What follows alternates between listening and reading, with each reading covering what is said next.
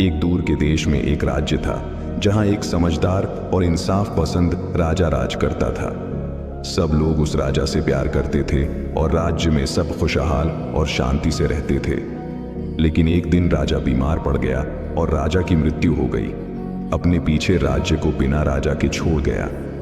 राजा के मंत्री इकट्ठा हुए ताकि नए राजा का चुनाव कर सकें। उन्हें पता था कि जो भी राजा बनेगा उसको राजा जैसा समझदार और इंसाफ पसंद होना चाहिए। बहुत सोच विचार के बाद मंत्रियों ने फैसला किया कि एक प्रतियोगिता कराएंगे जिससे नया राजा चुना जा सके।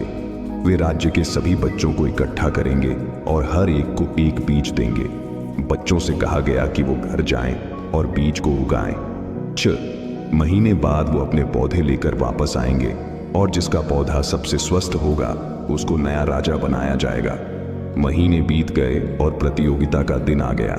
सब बच्चे राज्य के चौराहे पर इकट्ठा हुए, अपने अपने पौधे लेकर आए। वहां लंबी सूरजमुखी, खुशबूदार गुलाब और कुछ कद्दू की बेल भी थी। लेकिन एक बच्चा सिर्फ एक खाली गमला लेकर आया था।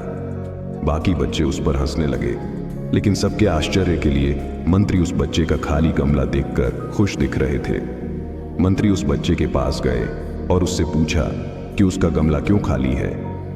शर्म और लाज के साथ उसने जवाब दिया, मैंने अपने बीज को मिट्टी में बोया, रोज पानी दिया और पूरा ध्यान रखा, लेकिन कुछ भी नहीं उगा। मंत्रियों ने मुस्कुराते हुए समझाया कि जो बीज उन्होंने दिए थे वो सब उबाले हुए थे और उग नहीं सकते थे। ये ईमानदारी और सच्चाई की परीक्षा थी और वही अकेला बच्चा था जो इस परीक्षा में पास हुआ। मंत्रियों ने उसकी ईमानदारी की तारीफ की और सभी बच्चों को घोषित किया कि वही नया राजा बनेगा। बाकी बच्चे निराश हुए, लेकिन जल्दी ही उन्हें समझ आ गया कि उसकी ईमानदारी और सच्चाई एक अच्छे नेता के लिए कितनी जरूरी है।